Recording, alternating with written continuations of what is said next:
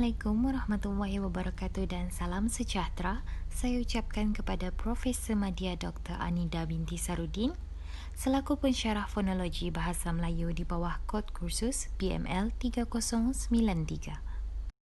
Saya Nur Farhani binti Bungsirudin, pemegang kad matriks D2019-108776 daripada kumpulan B, akan membentangkan hasil kajian kami yang bertajuk Analisis Bunyi Vokal, Konsonan dan Diftong antara Dialek Sabah dengan Bahasa Melayu Baku secara perbandingan. Ini adalah contoh paparan hadapan bagi tugasan kajian kumpulan kami. Di sini saya akan membentangkan dua bahagian kajian, iaitu pengenalan dan latar belakang kajian. Bagi pengenalan, bahasa ialah kebolehan semula jadi manusia yang berupa satu sistem simbol bunyi yang arbitrari yang dipersetujui dan digunakan oleh sekelompok manusia untuk berkomunikasi.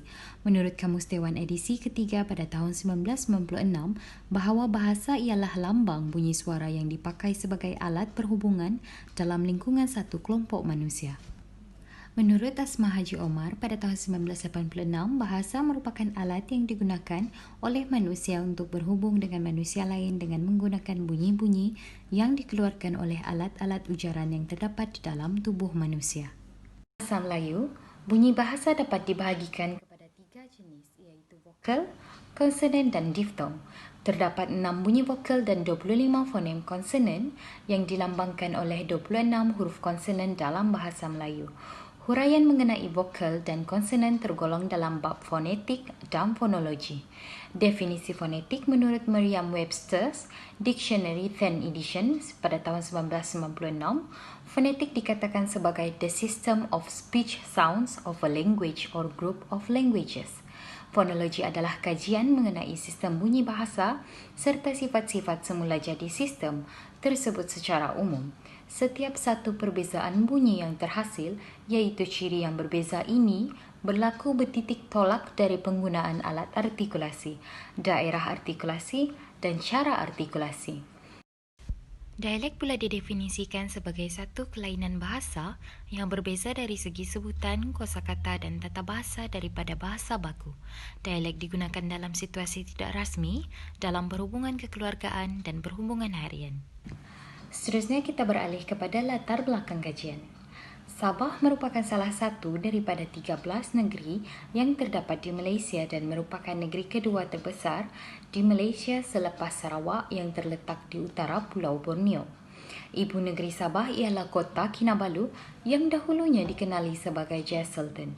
Sabah juga sering dirujuk sebagai negeri di bawah Bayu kerana kedudukan negeri tersebut yang sangat strategik di bawah laluan angin monsun. Seterusnya disebabkan juga lokasi Sabah yang berhubung dengan Brunei, telah dikatakan bahawa Sabah ialah perkataan Melayu Brunei yang bermaksud hulu atau sebelah utara sungai. Rakyat Sabah dibahagikan kepada 32 kumpulan etnik, di mana hanya 28 diiktiraf sebagai bumi putra atau pribumi. Penduduk negeri ini terdiri dari berbagai kaum dengan latar belakang kebudayaan masing-masing. Penduduk aslinya terdiri daripada sekurang-kurangnya 30 kumpulan dengan menggunakan lebih dari 50 bahasa dan tidak kurang dari 90 dialek. Antaranya ialah Kadazan Dusun, Bajau, Melayu Brunei, Murut, Kedayan, Bisaya, Iranun, Rungus, Lundayeh, Ubian, Bidaan, Orang Sungai, Tatanak, Tagas, Suluk dan lain-lain.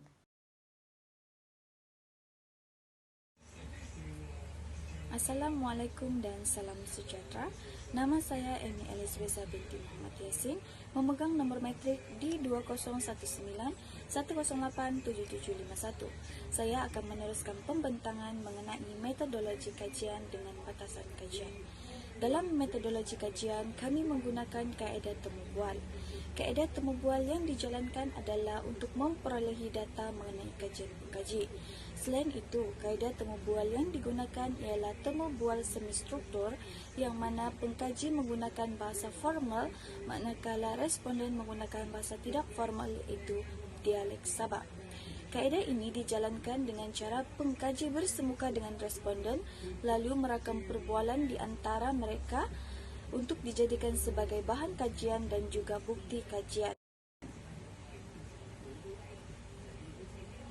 Seterusnya adalah pemerolehan data.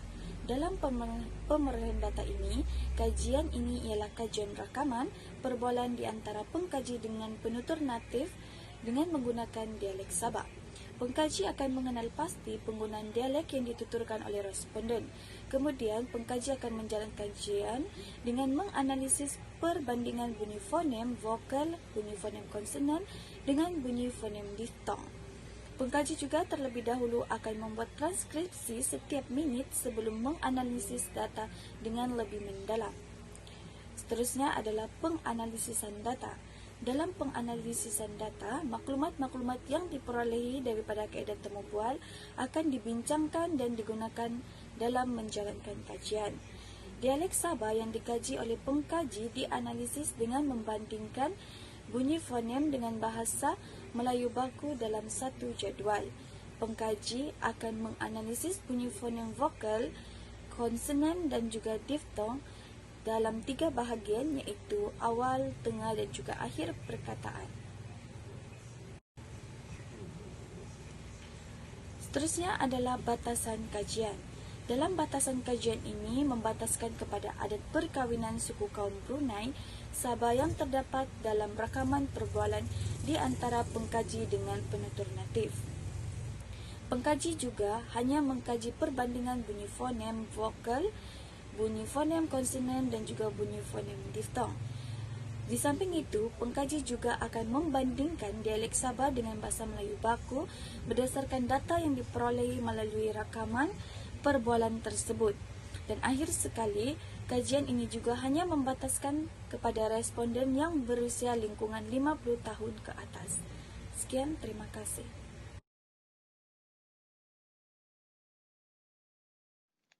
Nama saya Rusdana Julan Anthony Lerang, merupakan pemegang kad metrik di 2019-108-7749 akan membentangkan bahagian definisi dan dapatan kajian 1. Menurut Kamus Dewan edisi ketiga, bahasa ialah lambang bunyi suara yang dipakai sebagai alat perhubungan dalam lingkungan suatu kelompok manusia. Manakala menurut Asma Haji Omar pada tahun 1986, bahasa merupakan alat yang digunakan oleh manusia untuk berhubung dengan manusia lain dengan menggunakan bunyi-bunyi yang dikeluarkan oleh alat-alat ujaran yang terdapat dalam tubuh manusia. Dialek pula didefinisikan sebagai sesuatu bahasa atau dialek berbeza daripada bahasa atau dialek lain akibat daripada pengaruh alam dan persekitaran yang berlainan. Menurut Norazila pada tahun 1986, perbezaan boleh dilihat menerusi sistem bunyi dan leksikal. Contohnya, bahasa Melayu Sabah di kawasan Papar, Beaufort, Kuala Penyu, dan Sipitang banyak dipengaruhi oleh bahasa Melayu Brunei, manakala bahasa Melayu Sabah di pantai timur Sabah seperti Sandakan, Lahad Datu, Tawau, dan Semporna pula mendapat pengaruh daripada bahasa Suluk, bahasa Tagalog, dan bahasa Indonesia. Berdasarkan kajian yang telah dilakukan, berikut merupakan antara dapatan kajian dalam perbandingan antara bunyi vokal dalam dialek Sabah dengan bahasa Melayu baku. Yang pertama, dialek Sabah membenarkan penggugusan konsonan. Contohnya, bagi perkataan hotel, konsonan H akan digugurkan, maka perkataan hotel akan menjadi hotel. Seterusnya, apabila bunyi awal sesuatu perkataan adalah bunyi vokal tinggi, maka bunyi vokal sebelum vokal tinggi akan berubah menjadi bunyi vokal rendah. Contohnya, bagi perkataan ini, vokal I akan direndahkan menjadi vokal rendah E. Maka perkataan ini dalam bahasa Melayu baku akan menjadi perkataan ani dalam dialek Sabah. Dalam kajian ini juga, dialek Sabah juga menggugurkan konsonan Y dan menggantikan konsonan Y kepada vokal I. Contohnya, bagi perkataan shock, konsonan Y akan digugurkan dan digantikan dengan vokal I, maka perkataan shock dalam bahasa Melayu baku akan menjadi perkataan siok dalam dialek Sabah.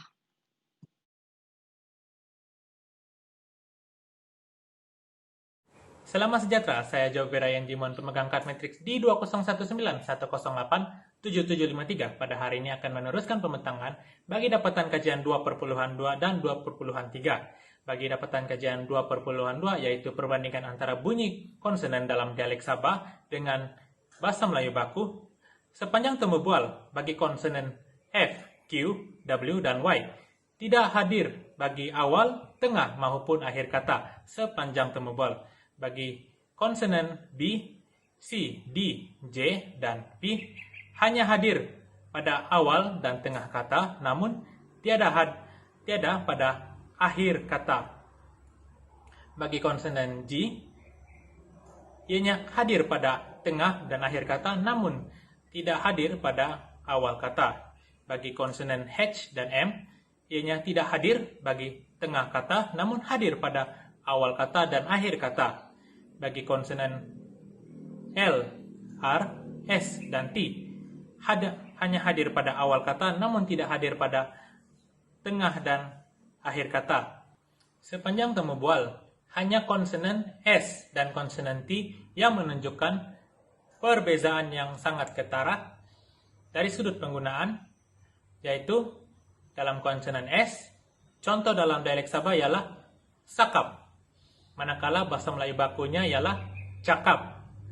Bagi konsonan T, dalam dialek Sabah ialah temamah, bagi bahasa Melayu bakunya ialah emak. Dan bagi dapatan kajian 2/3 yaitu perbandingan antara bunyi diftong dalam dialek Sabah dengan bahasa Melayu baku sepanjang temu bual hanya bunyi diftong ai dan au sahaja yang hadir dalam temu bual, yaitu pada akhir kata. Manakala bagi bunyi diftong oi tidak hadir sepanjang temu bual, baik depan kata, tengah kata, ataupun akhir kata.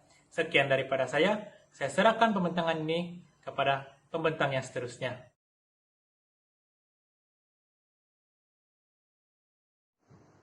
Assalamualaikum warahmatullahi wabarakatuh dan salam sejahtera. Saya Muhammad Hafiz Syazwan bin Muhammad Nur Afendi bernombor kad matrik D2019 1087740 akan membentangkan bahagian kesimpulan.